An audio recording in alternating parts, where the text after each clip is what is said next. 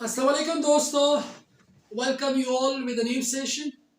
आज के नए सेशन में मैं बात करूंगा टाइप्स ऑफ ट्रांसफ़र के प्रॉपर्टी के कितने अकसाम हैं और कौन सा कानून इसे डील करता है। जब आप कोई प्रॉपर्टी वगैरह लेते हैं उसको ट्रांसफ़र करने का जो लीगल तरीक़ाकार है वो क्या है, इसकी क्या टाइप्स है। इम्पोर्टेंटली कानून के हवाले से इसमें सेक्शन कौन सा अट्रैक्ट होता है, तो ये तमाम चीज़ें आज के सेशन में हम इस पर बात करेंगे।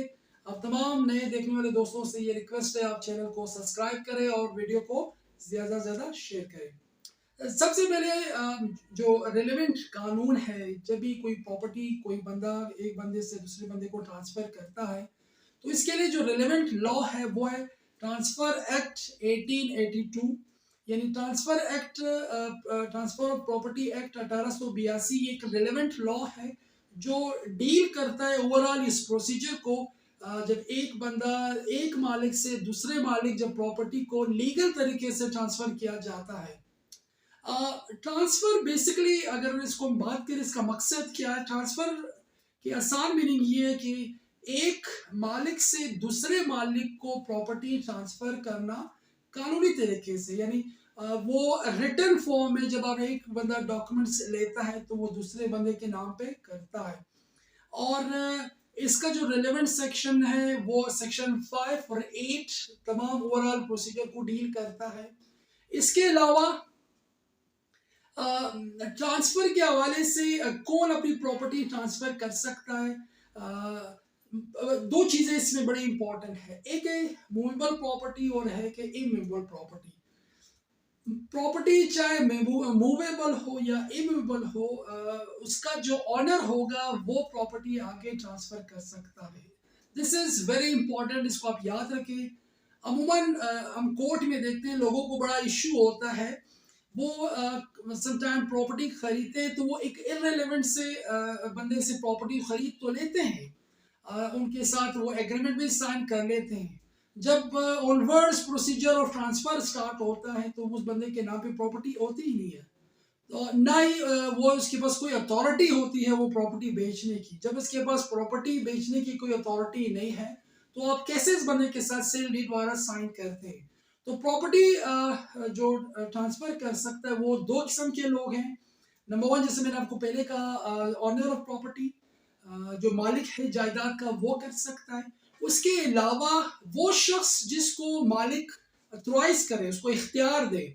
फॉर एग्जाम्पल बाप की प्रॉपर्टी है, वो अपने बेटे को इख्तियार देता है बेचने के बारे में, या बहन भाइयों की मुश्तरका प्रॉपर्टी है, एक भाई को तमाम बहन भाई इख्तियार देते हैं कि प्रॉपर्टी आप बेचें और हमारी जानिब से ट्रांसफ़र करें। तो ये एक लीगल प्रोसीजर है, बिल्कुल इसको किया जा सकता है। मगर अगर कोई बंदा ऑनर ही नहीं, उसके पास कोई अथॉरिटी नहीं, तो उस बंदे के साथ वो ना प्रॉपर्टी वो ट्रांसफ़र कर सकता है, नहीं उस बंदे के साथ कभी आप सेल डीड साइन करें, तो आप एक बड़े लॉस से, नुकसान से बच सकते हैं। इसके अलावा एक और बड़ी इंपॉर्टेंट चीज़, प्रॉपर्टी किसको ट्रांसफ़र की जा सकती है।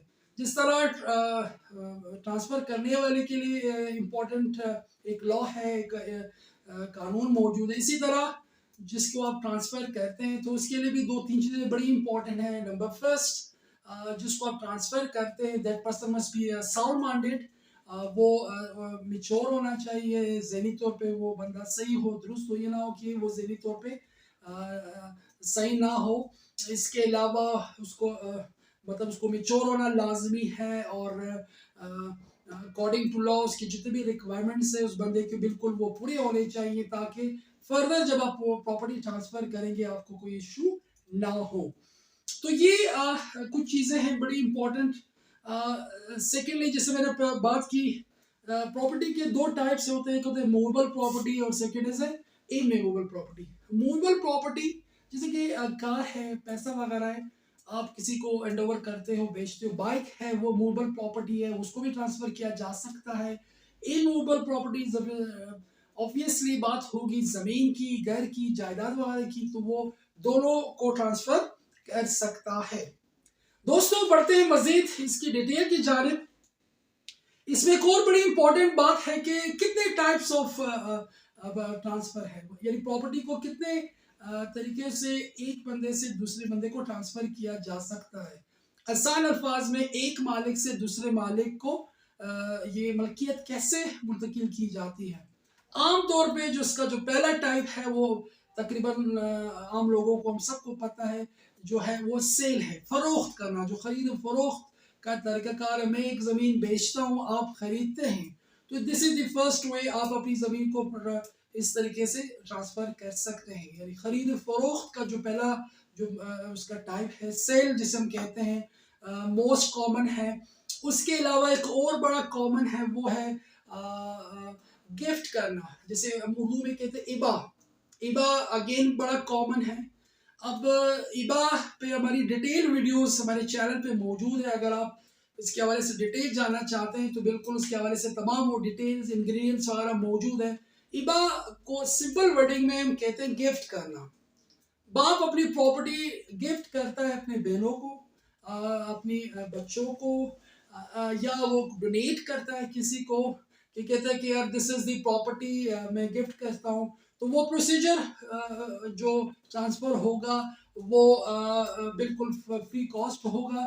तो वो जो प्रोसीजर है वो आप बिल्कुल कर सकते हैं। ये बात बड़ा कॉमन है, हमारे यहाँ लोग इसको फेमिलियर है इस चीज़ से। Number third, exchange of property. For example दो शख्स हैं, आपस में प्रॉपर्टी एक्सचेंज करते हैं। सो एक्सचेंज, एक प्रॉपर्टी देना दूसरी लेना, तो ये भी एक इस तरीके से प्रॉपर्टी को आप आपस में ट्रांसफर कर सकते हैं। नंबर फोर्थ, इसमें lease, again one of the procedure, one of the types है। लीज के जरिए एक शख्स दूसरे ऑनर को अपनी प्रॉपर्टी लीज पे दे सकता है। अमूमन हमारे यहाँ ज़्यादा जो कॉमन देखने में आया है कि लोग अपनी ज़मीन या कोई मादनियात वगैरह उसकी ज़मीन पे अगर गवर्नमेंट के साथ इस तरह के अमूमन एग्रीमेंट्स होते हैं, वो अपनी प्रॉपर्टी लीज पे दे देते हैं। तो ये भी एक टाइप है, कॉमन टाइप है। इसके अलावा एक और मॉर्गेज भी एक टाइप है, जिसके एक मखसूस वक्त के लिए प्रॉपर्टी दी जाती है, तो वो थ्रू द लीगल वे आप अपनी ओनरशिप दूसरे को देते हैं। नंबर 6, इसमें जो लास्ट है वो है एक्शनेबल क्लेम। फॉर एग्जाम्पल कोई बंदा किसी भी प्रॉपर्टी के हवाले से अगर वो कोई क्लेम करता है, कोई दावा करता है, और वो दावे में वो चीज़ इस्टेब्लिश करता है अपनी ऑनरशिप को, तो इन दैट वे वो प्रॉपर्टी उसको ट्रांसफ़र की जा सकती है। तो ये 6 टाइप्स ऑफ ट्रांसफ़र है, और ये एक लीगल वे, इस वे से अगर आप कोई प्रॉपर्टी खरीदते हैं, बेचते हैं या ट्रांसफ़र करते हैं, तो ये वो 6 टाइप्स ऑफ जो काइंड्स हैं ये एप्लीकेबल है।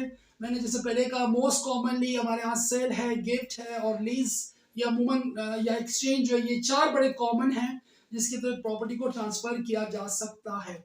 जो रेलेवेंट लॉ है उसको आप बिल्कुल याद रखें, जो ट्रांसफ़र ऑफ प्रॉपर्टी एक्ट 1882 से डील करता है। सेक्शन 5 और 5 to 8 ये सेक्शंस हैं जो इस तमाम प्रोसीजर को डील करता है।